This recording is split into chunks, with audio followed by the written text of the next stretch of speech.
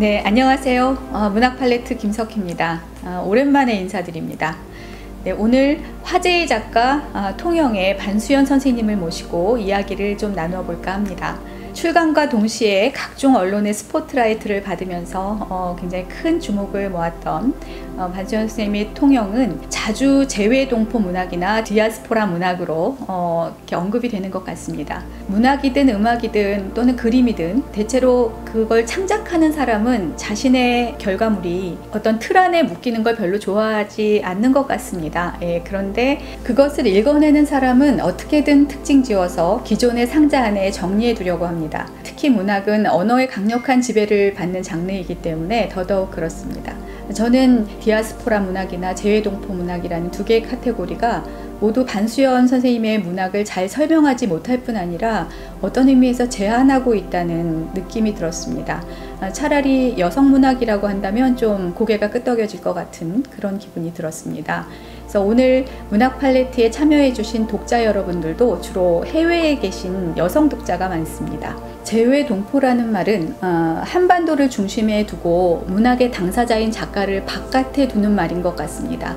그래서 디아스포라라는 말 역시 유대인들이 예루살렘을 떠나서 있을 곳을 잃어 떠난 존재, 이런 의미가 있지 않습니까? 그래서 하루 이틀이면 지구의 어느 곳에든 가서 닿을 수 있는 21세기에 디아스포라라는 말도 또는 재외동포라는 말도 어쩌면 사어가 될지도 모른다는 예견을 한번 해봅니다. 저는 통영을 읽으면서 반수연 선생님의 문학을 최소한 어느 지역 중심의 혹은 어느 중심 지역의 문학으로 읽고 싶지 않다는 생각을 했습니다.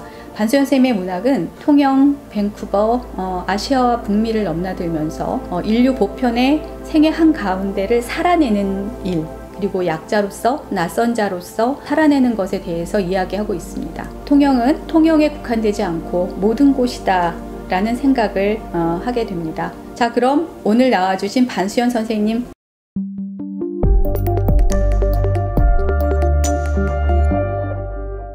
반갑습니다. 반갑습니다. 네, 오늘 선생님 좀 소개를 해주시죠. 네, 저는 1998년도에 통영에서 살다가 밴쿠버로 이민을 갔습니다. 먹고 살기 힘들어서 고생 좀 했고 그런 와중에 이 막다른 길이다 싶을 때 소설을 시작해서 소설을 쓰게 됐고 2005년도에 메모리얼 가든이라는 작품으로 조선일보에 등단을 하게 되었습니다. 지금 혹시 실례가 될지 모르지만 그 막다른 골목이라고 느끼신 지점이 언제였을까요?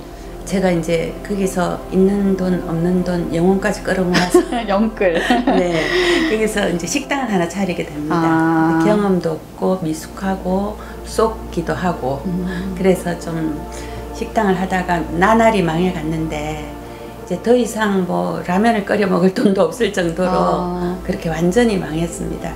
완전히 망하면서 손님을 기다리면서 제가 이 망한 마음을 보호하기 위해서 매일매일 했던 일이 책을 읽는 일이었는데요.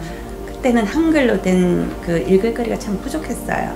그래서 매일 읽었던 책을 또 가져와서 읽고 또 가져와서 읽고 그러다가 또 몸이 아프게 됩니다.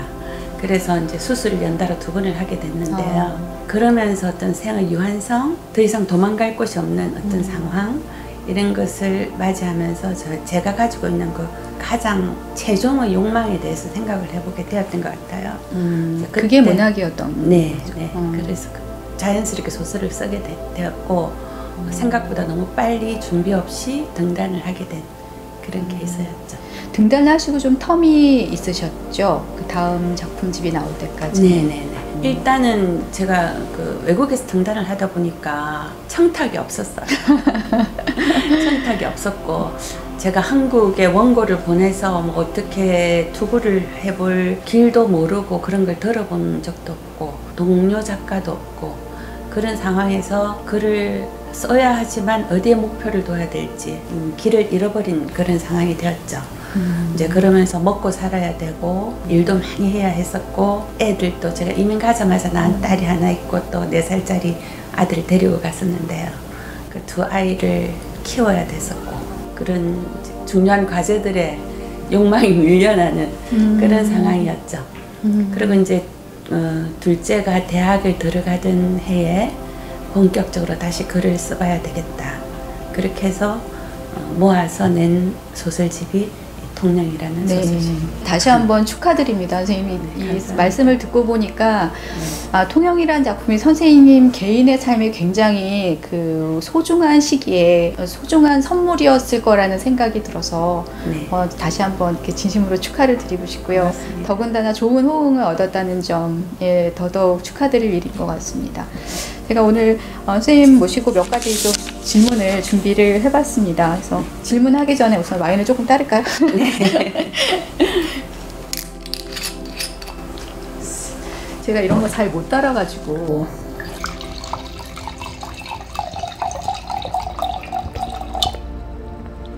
네, 선생님 오신 걸 환영하는 의미에서 그리고 축하드리는 의미에서 한국식으로 짠!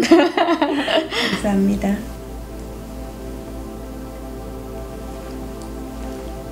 와인이 괜찮으신지 모르겠어요. 네, 이거 좋아하는 와인이에요. 아, 다행입니다. 네. 제가 좀 신경을 많이 썼습니다. 네.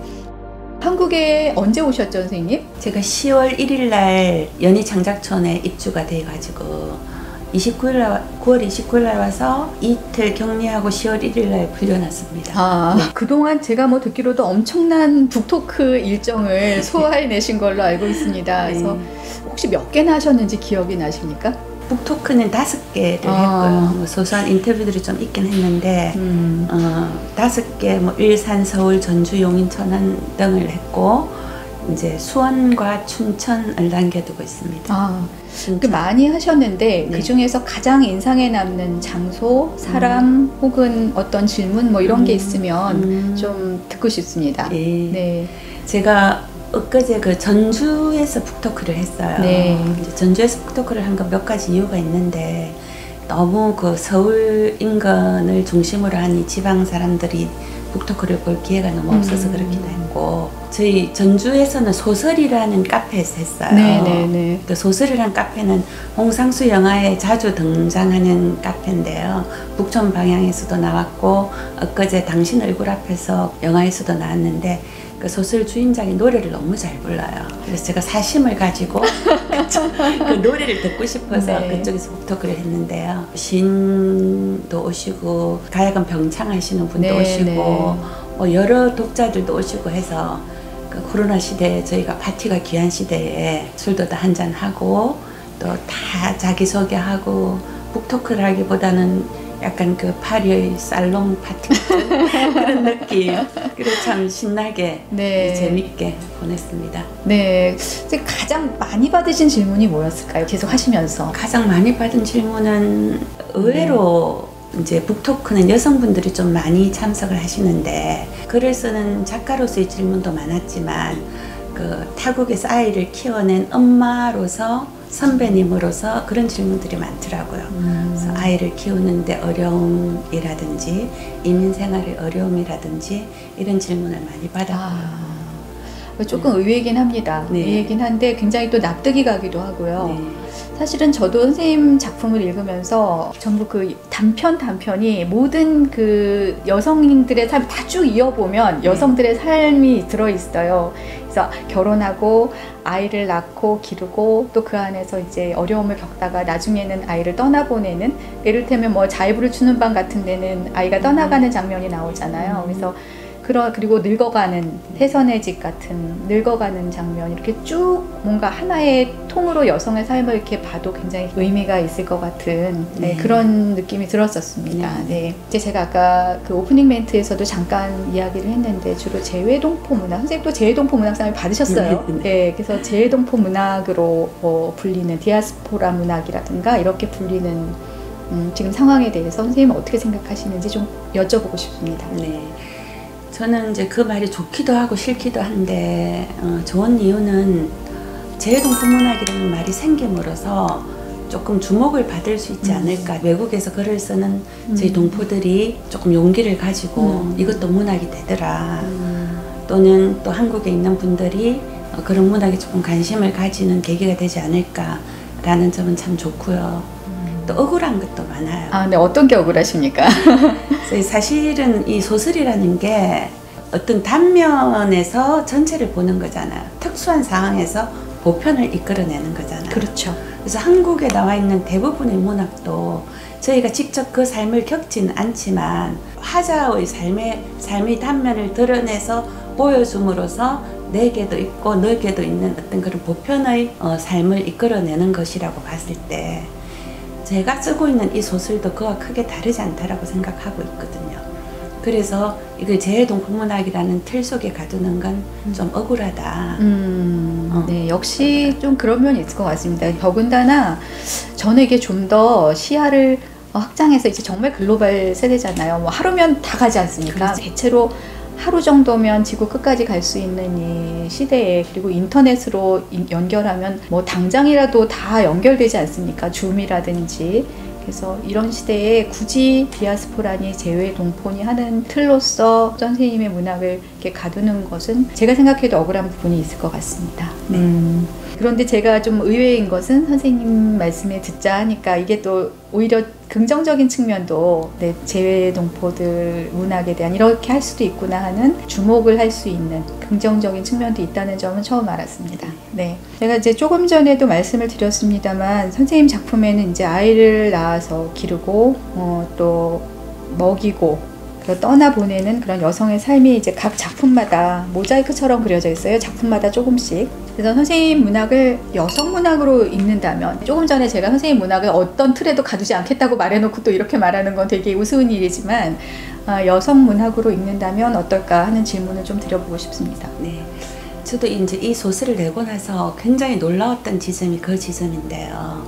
제가 페이스북이라는 SNS를 하고 있는데 거기에 40대, 50대의 수많은 일반 독자들이 리뷰를 써서 올려주셨단 말이죠. 그게 사실은 큰 원동력이 됐는데 그 책이 너무 훌륭해서라기보다는 이걸 읽으면서 자기가 하고 싶은 말이 생각이 났다. 그게 훌륭한 거 아닙니까? 너무 겸손하신 거 아니에요? 네. 그래서 네. 저 이제 직접 독자들을 만났을 때 사실 제가 말할 기회가 별로 없어요. 그들의 얘기를 듣느라고 하고 싶은 얘기들이 너무 많고 또 그 얘기를 하면서 거의 대부분들이 또 우시고 네. 그래서 그들이 공감하고 같이 울어주려고 하는 지점은 이 책에서 여성 서사가 굉장히 큰 부분을 차지하고 있다. 저는 그렇게 생각하거든요. 근데 이제 어떤 의미에서는 선생님의 여성 서사는 굉장히 이제 전통적인 여성상에 근거한 그런 여성들의 모습이 많이 그려지고 있거든요. 네. 그러니까 어떻게 보면 이제 페미니즘에 입각한 그런 시각에서 봤을 때는 비판의 여지도 있을 것 같습니다. 이런 점에 대해서는 어떻게 생각하시는지요?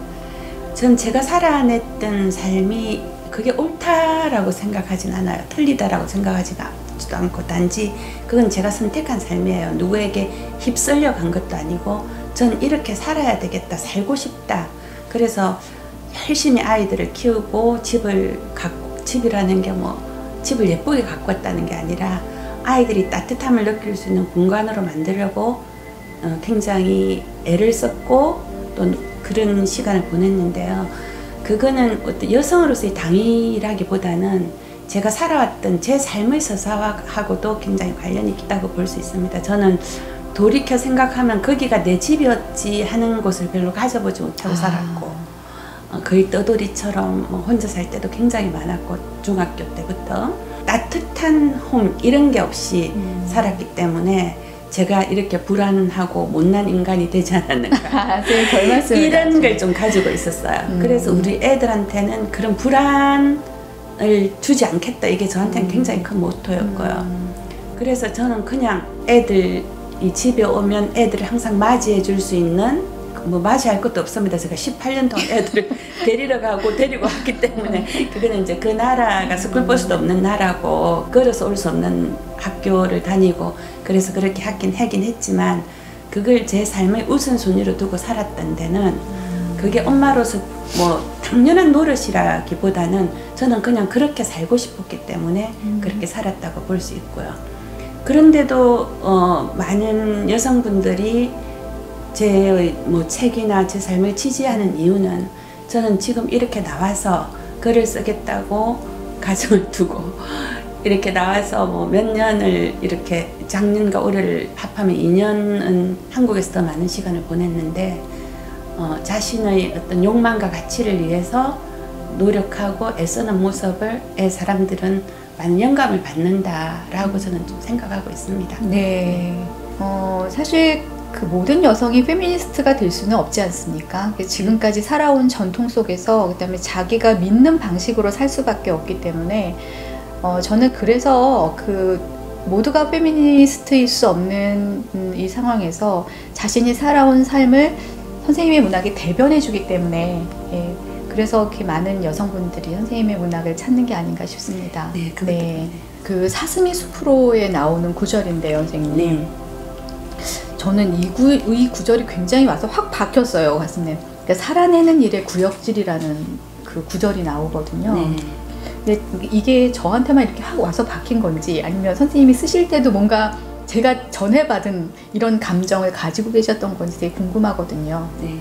사실은 그 구절은 제가 마지막까지 너무 적나라해서 너무 제 속을 그대로 보이는 것 같아서 이걸 빼야 하나 두어야 되나 좀 갈등을 가지고 있었던 구절입니다. 저 굉장히 좀 어깨가 웅장해집니다. 제가 그걸 느꼈다는 점에서. 네, 사실은 이 사슴의 숲으로 전체를 관통하는 그 키워드라고 할 수 있는 말이잖아요. 그렇죠. 네, 저 그렇게 생각하는데 참 슬픈 지점은 왜 내가 이런 표현을 쓸 수밖에 없었냐 하면은 제가 어떤 분과 약간 일관계로 만나게 됐는데 이제 남편은 쩍쩍거리고 소리내서 먹으면 제가 뭐 항상 소리를 내다니 지금 야만인도 아니고 이렇게 구박을 하면서 그런데 그분은 제가 좀 잘 보이고 일이 좀 잘 돼야 되는 분이었거든요. 근데 밥을 같이 먹는데 밥을 막 튀어서 저한테로 막 쏟아지고 이러더라고요. 그런데 제가 그때 느꼈던 게 왜 이게 안 더럽지? 왜 내가 이걸 참을 수 있지? 이게 더러운데 참는 게 아니라 정말 더럽다는 생각조차 안 들게 제 스스로를 너무 감동을 시킨 거예요. 그냥 그 자체가 굉장히 절박한 상황. 네, 그래서 그랬던 것 같아요. 그래서 인간이라는 게 이런 존재구나. 아니 남편 밥알은 더러운데 왜 그 타인의 밥알은 안 더러울까? 그래서 그 사슴의 숲으로에서 그 주인공이 남자의 그 유품을 정리하면서 사실 그 자기가 해야 될 일이 아니잖아요. 그렇죠. 남아있는 유가족들이 해야 되는 일인데 그걸 자기가 대신 하면서 이 마음을 어쩌지 못해서 남자를 사랑하게 되는 거잖아요. 그렇죠. 이미 가버린 사람을. 내가 이 사람을 애도하고 상주가 되기 위해서는 이 사람과 뭔가 끈끈한 관계가 되어야만 하는 그런 또 무의식의 발로라고 저는 그렇게 생각하거든요. 그 남자의 삶의 애착을 가지고 자기가 정말 상주처럼 꽃비처럼 그 시간을 지나 보내게 되는 거는 그것이야말로 살아내는 일의 구역질이 아닐까 그런 생각이 저는 들더라고요. 결국은 구역질조차 느끼지 못하는 상황이 그렇죠. 살아내는 일의 구역질이라는 그렇죠. 역설이네요. 네네, 저는 그렇게 생각했습니다. 네. 그리고 또 작품 중에 또 얘기를 하나 해보면 저는 선생님 작품을 딱 열었을 때 웃었어요. 네. 그래서 메모리얼 가든이 맨 앞에 나와 있잖아요. 거기 이제 이건 이민자 유머다. 메모리얼 가든이라니 가든이면 어디 식당인가 하는 이런 부분. 그래서 생각해 보니까 우리가 이제 사실 영어지만 우리화 되어 있는 말들이 굉장히 많지 않습니까? 그래서 생각해 보니까 그 이민자들이 할 수 있는 그런 유머, 이민자 유머 같은 게 또 있을 것 같아요. 혹시 생각나는 게 있으시면. 네, 아주 많죠. 아주 많은데 제가 금방 생각나는 게 그런 거예요. 맥도날드나 이런 커피숍, 테이크아웃 커피숍을 가면 그 사람들이 여기서 먹을 거냐 가져갈 거냐를 영어로 for here to go라고 묻습니다. 네네. 이제 저희가 문법적으로 배웠을 때는 for here하고 to go가 나란히 있는 게 조금 이해가 잘 안 되죠. 그래서 당연히 그 말이 무슨 말인지 모릅니다. 그래서 4명은 여기서 먹고 2명은 나가서 먹으란 말인가. 그랬다는 얘기가 그거 아주 절묘한데요. 네, 그런 실제로 제 친구가 그랬다는 얘기도 들었고요. 네. 사실은 이게 조금 슬픈 유머이긴 한데 이민자들이 제일 많이 쓰는 말이 Thank you와 I'm sorry, okay, excuse me 이런 거예요. 근데 이 말을 너무 빈번하게 쓰다 보니 써서는 안 될 때도 많이 쓰게 됩니다. 예를 들어서 뭐 어떤 사람이 4시간만 일을 하기 위해서 갔는데 다른 사람이 안 와가지고 2시간 더 하면 안 되냐 이렇게 물었다고 치면, 그럼 나 지금 가서 뭐 애 픽업도 해야 되고 뭐 저녁도 해야 되고 이런 말을 하는 것이 그걸 참고 2시간 일하는 것보다 더 어려우니까 It's okay 해서 어떤 사람은 8시간을 일을 더 하고 왔다는 말도 있고, 어떤 사람은 슈퍼를 했는데 도둑이 그 물건을 훔쳐가는 걸 쫓아가면서 Excuse me 어떡해. 네. 그런 거. 뭐 저도 가게 할 때 저희 집에 그 마약 중독자가 화장실을 좀 써도 되겠냐고 그럴 때조차 땡큐라는 말이 저도 모르게 그 선생님 경험. 네, 너무나 자괴감이 느껴지는 그런 것들이 있죠.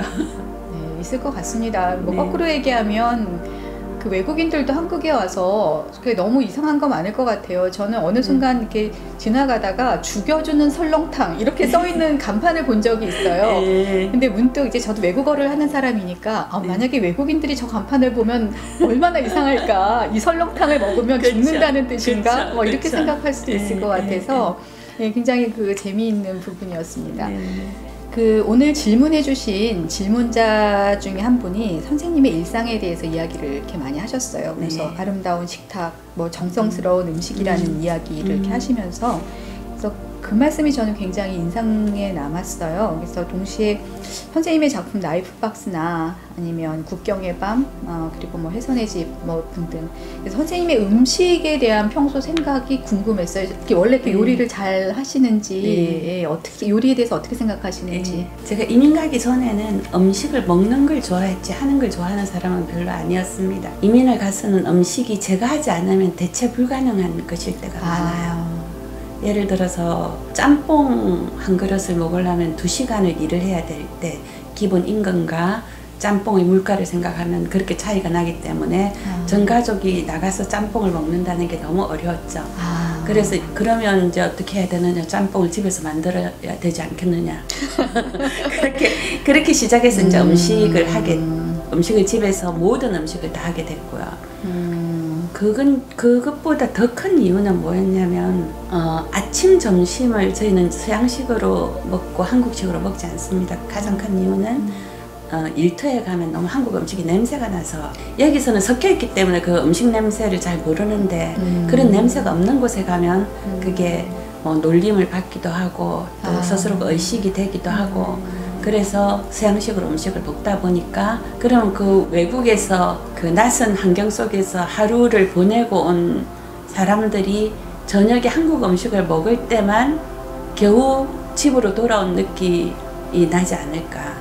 저희 남편도 그 처음부터 서양 직장을 다녔기 때문에 그런 데서 제가 그 저녁에 굉장히 힘을 많이 주게, 저녁 식사에 그렇게 해서 음식을 하게 됐고요. 그 다음에 저는 대부분의 그리움을 음식으로 달랜 것 같아요. 비가 오면 부침개를 해야 되고, 스트레스가 쌓이면 매운 음식을 좀 만들어야 되고, 그렇죠. 뭐 몸이 허하면 또 뭐 고기를 좀 먹어야 되고, 굉장히 한국적인. 먹는 걸로 많은 것을 해결을 했던 것 같아요. 그래서 이제 저희 애들 같은 경우에는 한국말을 하긴 하지만 저만큼 한국인이지는 않을 거라고 믿지만, 먹는 건 저보다 더 한국인이라고 저는 그렇게 생각하거든요. 그래서 음식이 최후의 기억이라고 생각해요. 뼈에 새긴 기억. 뭐 언어부터 차례차례 변해가지만 마지막까지 변하지 않는 것이 음식이 아닐까. 저는 그렇게 생각하고 있어요. 네, 굉장히 공감 가는 말씀입니다. 저도 저는 뭐 해외 생활을 오래 하지 않았습니다만 일본에서 한 3년을 살았는데, 하여튼 끝까지 그리운 맛이 있어. 저는 떡볶이가 그렇게 몸에 안 좋다는 떡볶이가 머리에 떠오르고 그렇게 먹고 싶더라고요. 저희 애들도 그랬어요. 저희 애들은 진짜요? 거기서 태어났음에도 불구하고 떡볶이가 먹고 싶은 날이 있어요. 그거는 어떤 뭐 먹고 싶은 음식을 능가하는 어떤 이유가 있는 거죠. 있는 것 같아요. 네, 네. 예, 그러니까 몸에 좋든 나쁘든 이런 네. 걸 떠나서 네. 아, 이건 먹어줘야지 막 네. 이런 느낌이 드는 네. 음식인 것 같아요. 네, 예. 그런 걸 저희는 소울푸드라고 얘기하지 그렇죠, 않습니까? 그렇죠, 그렇습니다. 선생님의 소울푸드는 뭔가요? 저희 소울푸드는 저도 떡볶이 되게 좋아하고요. 아. 무와 콩나물을 넣은 소고기 장트국밥. 아, 장터국밥. 그걸 경상도에서는 장례식장에서도 먹고. 육개장 아닙니까? 지금? 육개장은 아니고 육개장은 고기를 삶아서 찢어가지고 양념을 하는 거고, 이거는 소고기를 볶아서 무랑 같이 볶아서 빨갛게 끓여내는 거거든요. 그래서 저는 이제 이사를 하는 친구가 있다. 네. 그럼 거기서 짜장면을 시켜 먹을 수는 없으니까 누가 뭐 상이 났다.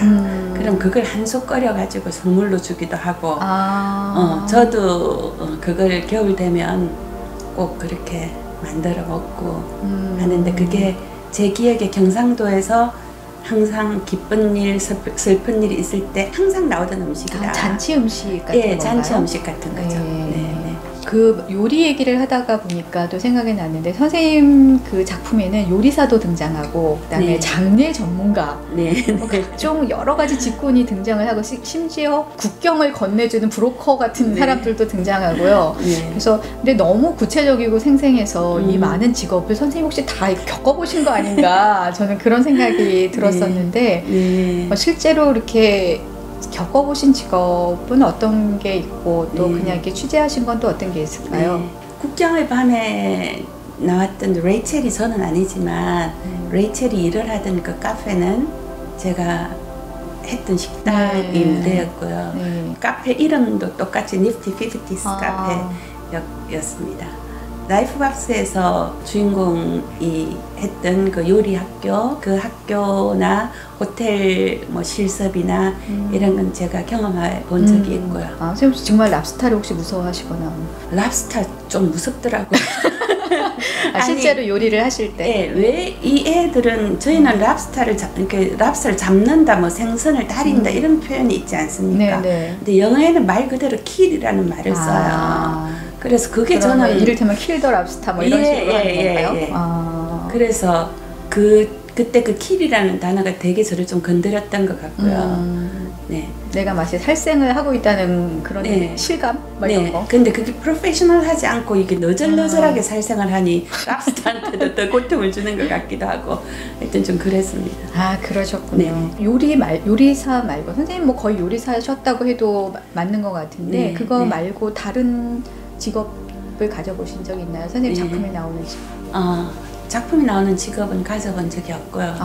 제가 애들 많이 가르쳤습니다. 한국에서도 애들을 가르쳐다 갔기 때문에 거기서 애들 많이 가르치고 하숙도 많이 했습니다.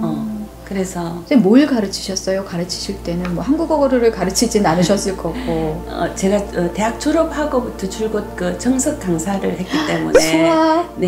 그래서 거기서 수학을 많이 가르쳤습니다. 선생님 원래 전공이 문과 쪽 아니십니까? 문과 쪽인데 제가 특별히 수학을 좀 좋아하고 전천후 아닙니까? 좀 잘하기도 수학까지 하고. 잘하셔도 되는 겁니까? 이거? 약간 사기 같은 느낌이 들는데 선생님의 작품을 읽으면서 통영 전체를 다 읽고 이렇게 덮고 나서 굉장히 먹먹했어요. 그리고 하나의 어떤 키워드로 죽음이라는 단어가 저한테 이렇게 확 다가왔거든요.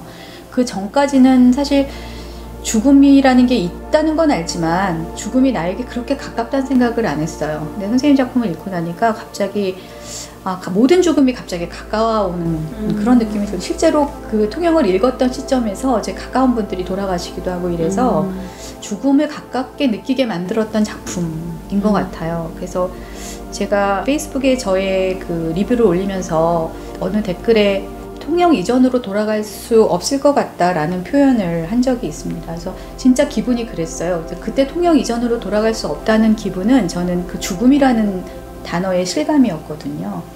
또 실제로 선생님께서 이 통영을 발표하신 직후에 또 모친상을 당하셨다는 이 소식을 제가 전해 들었는데요. 그 소식을 전해 듣고 나서 저도 또 마음이 묘하더라고요. 그래서 이런 죽음이라는 키워드와 관련해서 통영을 선생님께서 좀 잠깐 말씀해 주시면 어떨까 생각했습니다. 제가 이 죽음이라는 것에 좀 천착하게 된 이유는 캐나다는 이 신문을 배달시키는 것보다 사는 게 더 싼 그런 나라더라고요. 한국과는 다르게. 그래서 매일 아침 이제 신문을, 조간신문을 사가지고 놓는데 손님이 없으면 제가 그 신문을 읽곤 했어요. 다른 기사는 재미가 없고 잘 모르겠고 그래서 뒤에 있는 부고를 제가 그렇게 열심히 읽었습니다. 그래서 그 부고를 읽으면서 지금 저희 축제를 오늘 몰랐는데 가요제를 한다고 그래요. 그래서 주변이 조금 시끄럽습니다. 양해를 부탁드리겠습니다. 저 축하하러 온 인파 아닙니까? 제가 좀 불렀습니다. 제가 부고를 열심히 읽으면서 그냥 어떤 끝이 이렇게 단순하다면, 끝이 이렇다면 제일 두려움의 끝은 죽음이니까 살아볼 만하지 않겠느냐는 그 자기 스스로의 체면을 위해서 그렇게 열심히 부고를 읽었던 것 같아요. 매일매일 부고를 읽었거든요. 그러면서 이제 그 공동묘지에 혼자 산책하는 게 취미였어요. 좀 무섭습니다. 외국 공동묘지는 공원하고 똑같아요. 그래서 전혀 안 무섭고요. 아름다워요. 조용하고. 네, 그래서 그런 것들을 보면서 제가 이 메모리얼 가든을 쓰게 됐는데요. 이제 저도 혜선의 집을 쓸 때 그런 생각을 했었어요. 혜선은 이민을 가서 정말 열심히 자기의 삶을, 집을, 몸을, 가족을 갖고 온 인물이잖아요. 그렇죠. 그렇지만 늙고 병드는 건 피해갈 수 없는 거잖아요. 그래서 그 부분, 우리가 이민을 갈 때는 살려고 가는 거지 죽으러 가는 건 아니니까 생각하지 못했던 그 부분이 여전히 저에게 남아있다. 그리고 노년과 이민이란 이 두 개가 만나면 슬픔이 배가 되는 그런 걸 제가 좀 많이 느끼게 되더라고요. 선생님 말씀을 들으면서 또 제가 한번 생각하게 되는 거는 한국 사회는 너무나 죽음과 삶을 분리시켜 놓고 있다는 생각이 들어요. 그러니까 조금 전에 말씀하신 것처럼 캐나다나 서구에는 그야말로 메모리얼 가든들이 많이 있지 않습니까? 그러니까 기념하는 그런, 이를테면 한국말로 하면은 공동묘지인데 그냥 공원으로서 이렇게 존재하고 사람들이 선생님 하신 것처럼 산책도 하고 사실 일본의 경우에도 그냥 마을 골목 옆에 공동묘지들이 있어요. 물론 이제 이렇게 조그만 비석 같은 그런 묘지들이기는 하지만 우리 한국 같으면 바로 대문을 열었는데 공동묘지가 있다 막 이러면 굉장히 싫어하잖아요. 근데 일본 사람들은 그걸 별로 신경 쓰지 않더라고요. 그리고 집 안에다가 또 유골을 이렇게 모셔놓기도 하고, 그러니까 물론 이제 가루 상태로 조그맣게 이렇게 만들어서지만 어쨌든 모셔놓기도 하고 매일매일 또 기도를 하기도 하고 그래요, 집에서. 그런 생각을 해보면 한국 사람들은 너무나 삶과 죽음을 칼로 자르듯이 나눠서 생각을 하고 있기 때문에 오히려 늙음과 죽음에 대한 충격이 더 큰 게 아닐까 그런 생각도 듭니다. 저도 그렇게 생각하고 있습니다. 선생님, 그 통영의 모든 작품이 선생님의 삶을 잘 반영하고 있다고는 생각하지만 그 중에서 가장 이렇게 애착이 가는 작품이 있다면 어떤 작품이 있을까요? 저는 혜선의 집인데요. 역시. 왜 혜선의 집이냐면 다른 것들은 제가 겪어봤거나 제 경험이 많이 투사된 건데 혜선의 집은 제가 내가 이렇게 살아서 그 나이가 된다면 이라고 상상을 하면서 쓴 소설이에요. 미래소설. 네, 미래소설인데 왜냐하면 저는 이제 움켜쥐는 시기가 끝나고 놓아야 될 시기가 왔기 때문에 얼마나 이렇게 현명하게 이 상황을 만들어 나갈 것인가 이런 생각을 많이 하기도 했고 또 피해갈 수 없는 것들에 대해서 그런 생각을 많이 하기도 했고 또 나이 든 사람의 입장에서 아픈 사람의 입장에서 누군가 이 말은 좀 해줬으면 좋겠다 싶은 그러니까 젊은 며느리 젊은 사람들을 대변하는 나이 든 사람의 대척점에서 젊은 사람을 대변하는 소설은 많으니까 우리 혜선의 입장에서도 이 얘기를 한번 해보고 싶다. 그래서 제가 이 소설을 썼거든요. 사실 저도 혜선의 집이 굉장히 인상이 남았어요. 특별히 혜선의 집이 다른 작품과 다르거나 이렇지는 않았는데 이상하게 기억에 많이 남았던 거는 죽음이라는 단어를 이렇게 떠올릴 때 죽음 그 자체보다 죽음에 직면한 순간에 대한 두려움이 사실은 더 큰 거잖아요. 그래서 내가 내 다리로 탕탕탕탕 뛰어 올라가던 계단을 혼자서 제대로 올라가지 못하고 누군가 부축해 주려고 할 때 짜증남, 그래서 그 사람을 밀쳐내거나 이런 순간들, 그 다음에 의심하지 않아도 되는 순간을 의심하거나 그러니까 누군가 나를 굉장히 뭔가 무시하고 있다고 느끼는 혹은 이제 혜선의 집에서는 남편이 이제 가사 도우미와 뭔가 바람이 난 것 같은 그런 추측을 하면서 굉장히 괴로워하지 않습니까? 근데 그 순간에 더욱 괴로운 것은 자기가 너무 약해서 거기에 대해 어떤 항의도 할 수 없는 그런 상황이 있는 거잖아요.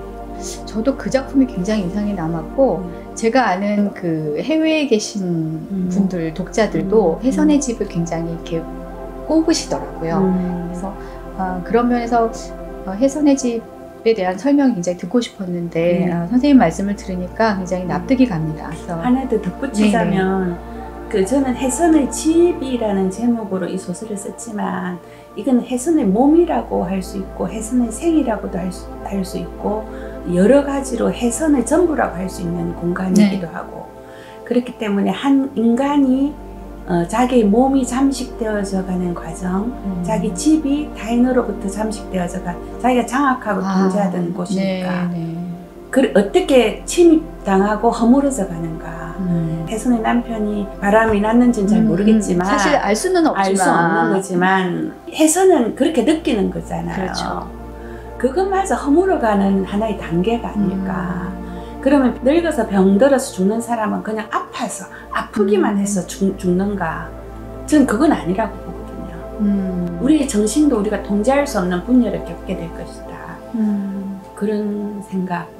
그리고 자기가 그렇게 완벽한 궁전으로 만들어 놓은 것이 거물에서 갈 때의 느낌. 그런 많은 감정들 중에 저는 가장 두려운 감정은 서운함인 것 같아요. 내가 일단 사랑하던 사람들에 대한 서운감. 나는 이들을 사랑할 때 뭔가 보상을 바라고 그들을 사랑한 건 아니었는데 특히 자식이나 근데 내가 만약에 죽어가고 약해져서 그런 의심이 들고 내 스스로 통제가 안 될 때 굉장히 서러울 것 같거든요. 그래서 그런 서러움 자체가 나의 늙음이고 나의 무너짐인데 그런 서운함을 느끼지 않거나 또는 그 서운함을 좀 제어할 수만 있었으면 얼마나 그 끝이 아름다울까 그런 생각을 참 해보게 되더라고요. 그렇게 서운함을 느끼는 게 나만의 문제가 아니라 하나의 생로병사의 과정이다라는 걸 알게 될 때 거기서 오는 어떤 위안이나 그런 게 있지 않을까. 전 그런 생각이 좀 들더라고요. 그래서 이 소설을 쓰게 된 거예요. 자, 이제 시간이 다 되어가서 마지막 질문을 드려야 될 것 같은데요. 우선 많이들 궁금해하시는 앞으로 어떤 작품을 계획하고 계신지 그리고 한국 문단과 독자들에게 하시고 싶은 말씀 있으시면 말씀해 주셨으면 좋겠고요. 그 다음에 겸해서 독자 여러분이 선생님께 전하는 메시지가 있습니다. 그래서 그 메시지를 보시고 앞에 대답한 거는 생략하셔도 좋고요. 종합적으로 이렇게 답변을 좀 같이 겸해서 해주시면 좋겠습니다. 안녕하세요. 문학바레트를 좋아하는 뉴욕에 사는 김현입니다. 이번에 반수연 작가 인터뷰를 한다고 해서 너무너무 반가웠어요. 저는 올해 출간된 반수연 작가의 첫 소설집 통영을 읽고 첫 번째로 든 마음은 감사함이었어요. 왜냐하면 그동안 이민 문학으로 소개된 작품을 접할 때 좀 든 아쉬움들이 있었어요. 이번에 통영에 수록된 7편의 이야기를 풀어내는 방식이 간결하고 담백한 점이 저는 개인적으로 참 좋았습니다. 이민문학이라고 해서 이민자들의 애환을 서술하는 방식이거나 그런 건 제가 개인적으로 좀 싫었거든요. 그래서 이번에 또 이 문학바레트 진행자인 김석기 교수가 번역해서 출간한 김사랑의 단편선 빗속으로에서처럼 이런 이민문학이니 아니면 디아스포라 문학이니 이렇게 불려지면서 한국 문학이 약간 부록처럼 느껴졌던 그 이민자들에 대한 작품들이 저는 이 소설집을 읽으면서 어쩌면 앞으로 모국이 아닌 타국에서 사는 한국 사람들이 이야기가 문학의 한 장르로, 그러니까 한국어로 쓰이는 문학의 한 장르로 지평이 좀 더 확대될 수도 있겠다라는 개인적인 희망이 생겼어요. 그리고 이번에 이 통영을 또 읽는 중에 또는 다 읽고 났을 때 신기하게도 제가 그동안 외국에서 살면서 만났던 한국인들, 그리고 그 사람들이 살아낸 삶의 이야기들, 그런 것들이 이렇게 우르르 떠올랐어요. 그런데 제가 그 생각들이 떠오르면서 동시에 내가 이걸 다 잊어버리기 전에 좀 적어두고 싶다, 그런 생각이 들었고요.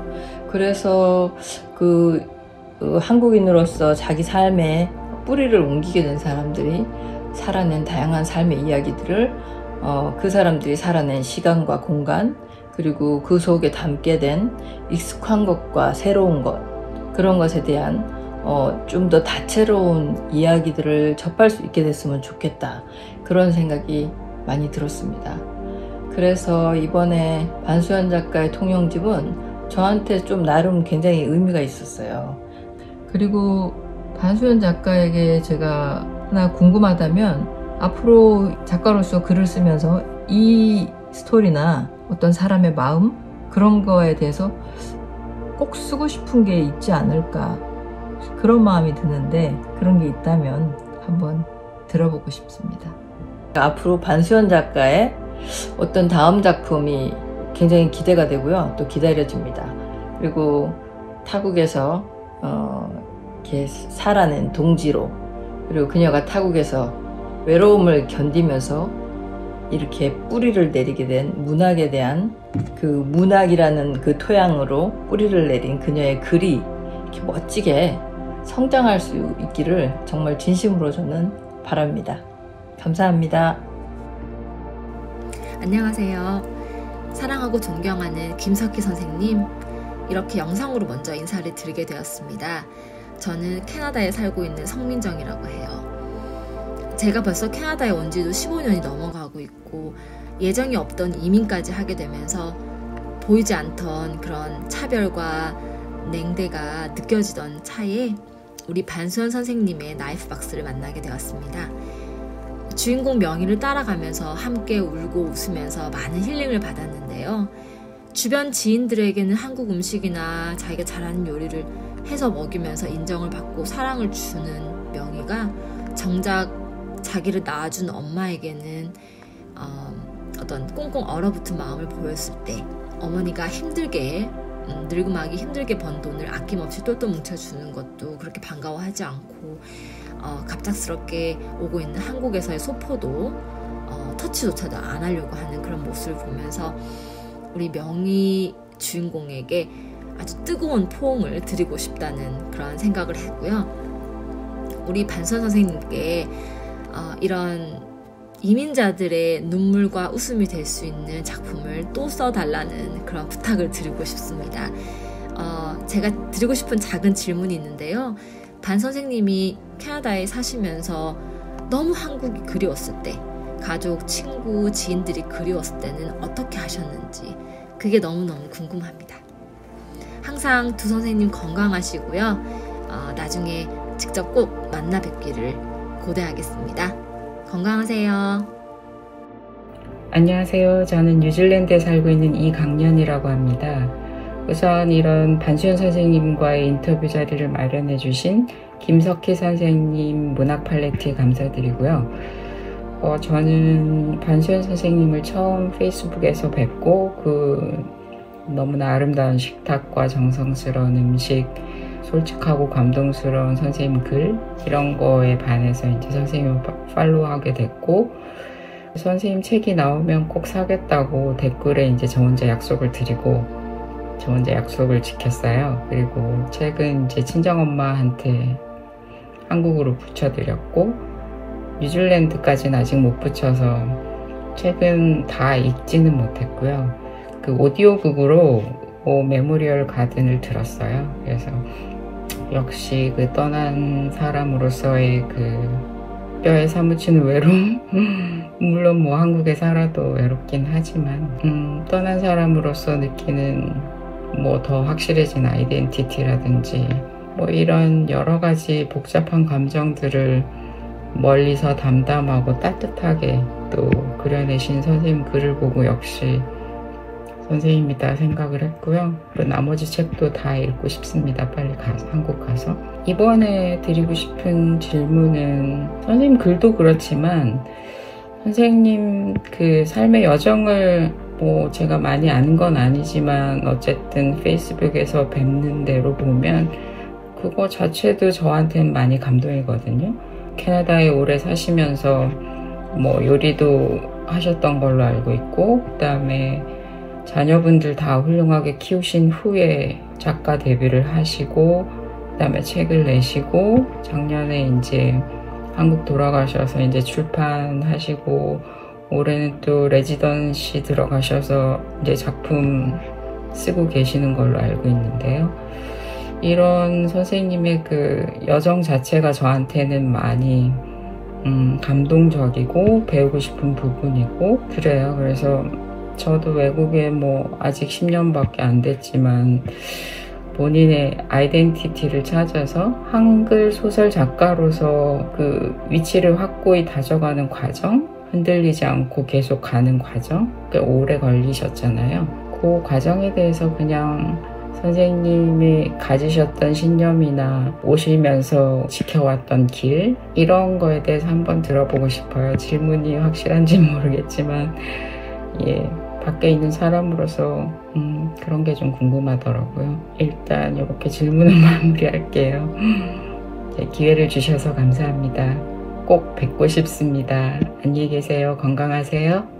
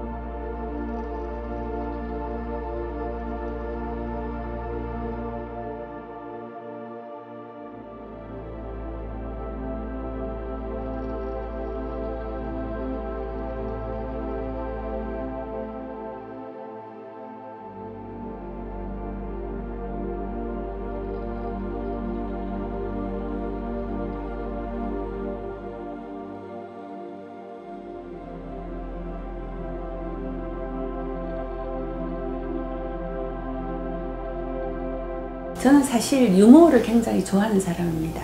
개그 욕심도 있고. 개그 욕심도 있으십니까? 네. 그리고 실제로 재밌다는 얘기를 많이 듣고 네, 네. 제가 농담해서 사람들이 웃을 때 굉장히 행복을 느끼고 즐거움을 느끼는데요. 왜 이게 소설에서는 반영이 안 될까? 아, 반영됩니다, 선생님. 메모리얼 가든.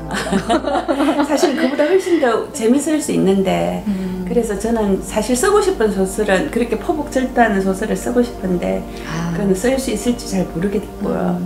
어쨌든 저는 이민 1세대고 또 당사자고 또 늙어갈 것이고 그래서 내가 쓸 수 있는 것 책임을 가지고 있습니다. 그래서 그런 것들을 잘 좀 써보고 싶어요. 늙음과 이민과 이런 것들을. 그런 늙음과 이민을 겸해서 네. 포복 절도하는 소설을 쓰실 수 있으면 좋겠습니다. 너무 좋죠.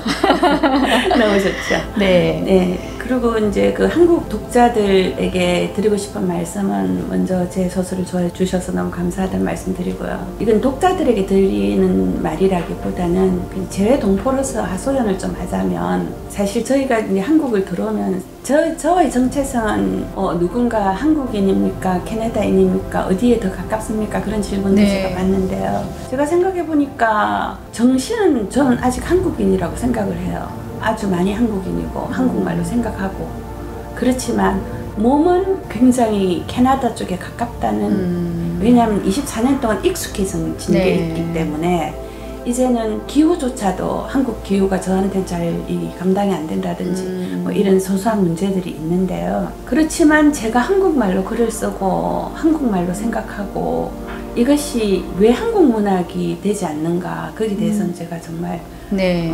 좀 안타까운 마음이 있습니다. 네. 그래서 제가 생각을 해보니까 우리가 서로 호의를 가지고 사랑을 할 때는 서로 닮은 점을 네. 보잖아요. 그렇죠. 너 나랑 이거 참 비슷하다. 근데 우리가 서로 헤어질 때는 넌 이건 나와 달라. 이거를 보잖아요. 그래서 우리가 서로 사랑할 때처럼 재외 동포가 얼마나 한국에 계신 한국 사람들이랑 닮았는지를 더 좀 봐주셨으면 좋겠다. 네. 네. 그런 말씀 드리고 싶어요. 네. 저 선생님 말씀 굉장히 마음에 새기겠습니다. 저도. 그리고 오늘 문학 팔레트를 보시는 독자 여러분 그리고 시청자 여러분들께서도 마치 사랑을 할 때 공통점을 보는 것처럼 봐달라는 말씀을 좀 기억해 주셨으면 좋겠습니다. 그러니까 사실 이거는 우리 안에 있는 모든 배타성에 대한 경고이기도 한 것 같습니다. 네, 우리가 누군가를 밀어내기 위해서 우리와 다른 점을 발견할 때가 있죠. 일부러. 네. 예, 한국에도 사실 많은 외국인들이 살고 있고 우리가 다 똑같이 한국인인 것 같지만 거기에 서로가 느끼는 게 다른 그런 층위의 사람들이 살고 있고, 그렇기 때문에 선생님의 그 같은 점을 보자는 말씀 굉장히 중요하게 다가옵니다. 그래서 굉장히 좋은 말씀을 해주셨습니다. 네, 오늘 선생님 감사드리고요. 문학 팔레트의 마지막으로 한 말씀 남겨주시면 좋겠습니다. 네. 김석희 선생님이 이렇게 귀한 시간, 귀한 기회 주셔서 저 너무 감사드리고요.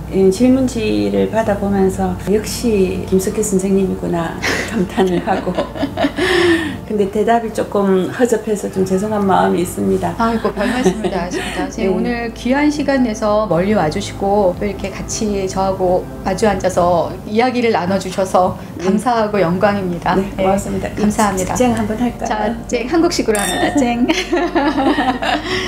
자, 그럼 오늘 여기서 문학 팔레트 마치도록 하겠습니다. 여러분, 치얼스.